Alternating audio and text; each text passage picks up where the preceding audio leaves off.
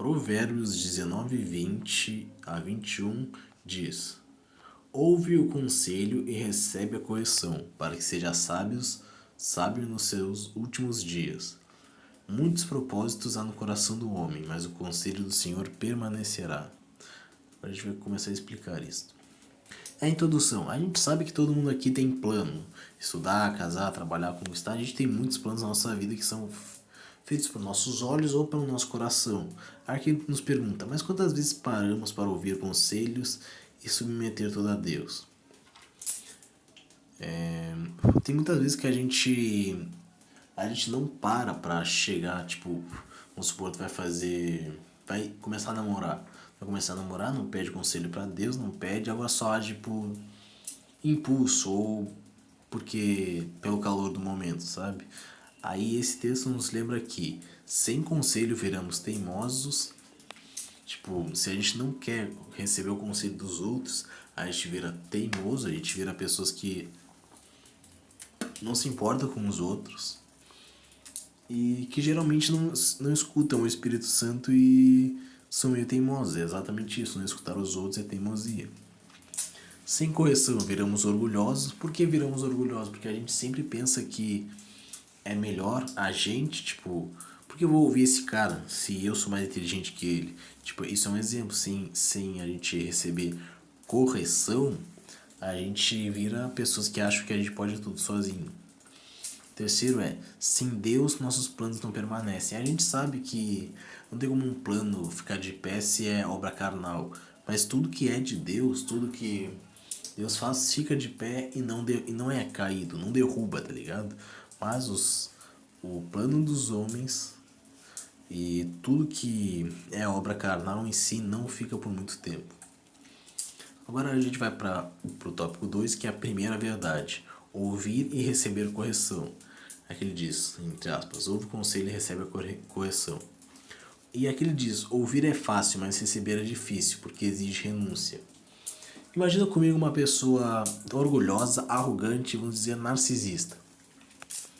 Mas ela é uma pessoa, ela te escuta, mas não quer aceitar aquilo. Vamos supor, vocês estão um do lado do outro conversando, tu e ela, esta pessoa. E a pessoa vai lá e fala, sei lá, sobre Jesus, e daqui a pouco tu começa a se aprofundar e acaba que tu aponta um erro para ela. Tu aponta um erro tipo, olha, tu fazes daqui, mas Jesus não gosta. Esse é um exemplo. A pessoa pode ouvir, mas aqui ele diz, aqui ó, aqui ó, receber é difícil. Por que receber é difícil? Porque geralmente quando que a gente escuta uma correção, ela exige renúncia. Tipo, se a gente é arrogante, se a gente é, sei lá, narcisista, se nós somos pessoas rudes e a gente escuta uma correção, é difícil de engolir, porque a gente já tá muito vidrado naquilo, entende? E se não estiver, pode ser um pouco mais, talvez um pouco menor para engolir, porque a pessoa tem que voltar tudo e tudo atrás, e é muito difícil que a pessoa aceite. Não sei nem por que eu dei um exemplo aqui se já tinha um exemplo prático. Agora ele nos deu um exemplo prático. Quando um pai corrige o filho dizendo não gaste tudo de uma vez, o filho pode até não gostar, mas se obedecer vai colher sabedoria mais tarde. Não tem como dar um exemplo do exemplo, né? Então já deu para entender, ó. Quando um pai corrige seu filho, olha que traço bem torto. Quando um pai corrige o filho dizendo não gaste tudo de uma vez, o filho pode até não gostar do que o pai falou, mas se obedecer vai colher sabedoria mais tarde. Por exemplo, tu vai estar indo no mercado e teu pai falou pra tu não gastar. Se tu não gastar, vai ter mais dinheiro pra, sei lá, comprar alguma coisa. Isso é um exemplo só. Agora, espiritualmente, no terceiro subtópico, espiritualmente Deus nos corrige através da palavra e às vezes dói, mas é Ele nos poupando de erros maiores. Como assim, Gabriel? Não entendi. Quando que Deus nos corrige, pode ser pelo meio de palavra, tipo da Bíblia, ou até mesmo palavra, tipo algum homem falar pra ti. Geralmente essas palavras que vêm em confronto com a gente, elas são difíceis de a gente engolir, como eu já disse antes, e elas realmente doem, porque a gente vai precisar voltar tudo atrás, entende? Mas eu acho que Deus, não sei se ele já falou isso, mas é literalmente o que Deus quer. É melhor te machucar agora do que te perder depois, entende? E é isso, mas é ele nos poupando de erros maiores. Imagina, tu perde um ônibus e... Não, deixa eu ver um exemplo melhor. Deus nos corrige através da palavra. A gente é uma pessoa... A gente é um pecador. Vamos dizer que a gente está vidrado no pecado da luxúria. E como a gente tá no pecado da luxúria, alguém nos fala sobre isso, cara, você tem que sair daí, o cara te dá uma palavra, vamos dizer assim. A gente realmente vai sentir, mas é muito melhor a gente parar aquele momento. Claro, é fácil de falar, né? Mas é muito melhor a gente parar aquele momento do que perder Deus no futuro. É melhor fazer tudo hoje enquanto tá tudo claro do que a gente fazer tudo quando que tá escuro, que a gente não vai conseguir ver direito. Entende? O que eu quero dizer com isso é melhor a gente fazer enquanto que a gente é novo, enquanto que a gente ainda pode chegar. Porque a gente esteja, não, sou muito novo pra, sei lá, começar a ir pra igreja. Vou esperar pra mais tarde, eu vou. Aí Jesus volta antes do mais tarde chegar e pronto. Então, quem não aceita correção hoje vai colher arrependimento amanhã. Como assim vai colher arrependimento? É porque geralmente quando que vem um conselho vindo de Deus, ou de uma pessoa que é sábia, ou até um filho de Deus, a gente não escuta ele, acontece que a gente não vai conseguir, deixa eu botar aqui, a gente vai deixar de ouvir aquele cara e no próximo dia a gente pode precisar, entende? E é exatamente isso, a gente não escuta alguém e a gente precisa do negócio depois. A gente precisava saber e a gente não soube porque a gente não quis ouvir. Agora o tópico 3, segunda verdade, nossos planos e o plano de Deus. Aqui, eu acho que é no 21, se eu não me engano, capítulo 19, versículo 21, deixa eu ver. Capítulo 19, versículo 21. Muitos propósitos há no coração do homem, mas o conselho do Senhor permanecerá. Ele disse aqui, a gente faz 1000 planos, carreiras, sonhos, projetos. Quando que eu crescer eu vou ter um carro, eu vou ter uma mansão, vou ter uma namorada, eu vou ser um cara muito rico. A gente faz 1 milhão de planos. Observação, nem sempre a gente consegue.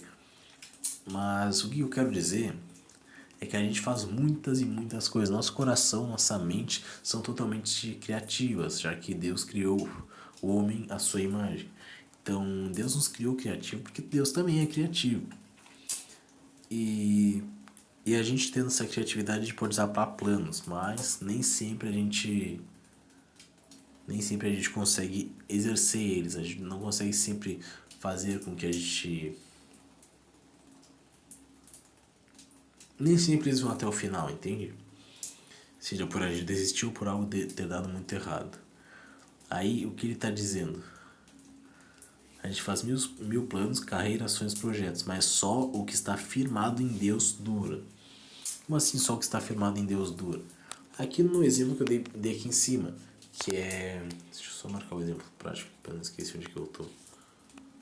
Aí, agora ficou melhor, Só o que está firmado em Deus dura. Como assim que está firmado em Deus dura somente? Acontece que muitas vezes a gente vai planejar para fazer alguma coisa e nem sempre a gente vai fazer esta coisa. E desculpa, eu não prestei atenção. Às vezes a gente vai falar que a gente vai fazer alguma coisa, só que a gente esquece de avisar para Deus isso. Não que ele não saiba, mas a gente esquece de apresentar para ele isto, para ver se era da vontade dele, e ainda assim por isso pode dar certo se a gente orar, entende? Tem mais chance de dar certo se a gente orar do que quando a gente não orar, porque tipo, se a gente não entrega para Deus, a chance de perca é muito maior.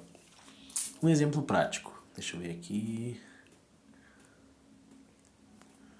Alguém pode planejar enriquecer de qualquer forma, mas esse plano não passa pela aprovação de Deus. Pode até dar certo por um tempo, mas não se sustenta. O que está querendo dizer com este exemplo? Oi! Então, esse exemplo nos quer dizer que a gente pode tentar de todas as formas que for possível para que, sei lá, a gente fique rico. Ele colocou o exemplo de enriquecer. Mas se a gente não mostrar para Deus, se aquilo dali não for o que Deus quer, então pode até dar certo por um momento, é o que ele disse. Pode até dar certo por um tempo, mas não se sustenta. Então é exatamente isso. Como é que a gente vai falar para Deus como é que a gente vai fazer uma coisa sem consultar Deus? Claro, eu também estou nesse processo de melhor, mas espero que isso fixe em minha mente e na sua também. Agora ele diz: o segredo não é deixar de planejar, mas planejar com Deus no centro. Não adianta nada, como a gente já sabe, a gente começar a, sei lá, fazer um jejum de 4 dias, mas não pedir orientação para Deus. E se Deus não quer que fique de jejum por 4 dias, entende? Porque a gente tem que fazer as coisas e pedir a correção de Deus. Isso é uma coisa que eu devo aprender muito na minha vida. Mas a gente está aprendendo juntos aqui. O segredo não é deixar de planejar, mas planejar com Deus no centro, sabendo que Ele é a casa, Ele é a base da casa. E é literalmente isso, eu tenho a aplicação e a conclusão, mas eu não tenho tanto e tanto tempo. Eu quero só lhes pedir que eu vou pedir a Deus que Ele abençoe a ti e abençoe a mim e sua família. Que hoje seja um dia maravilhoso para ti, para todos os teus familiares, amigos, que seja um maravilhoso dia na presença de Deus para contigo. Em nome de Jesus. Fica com Deus. Amém.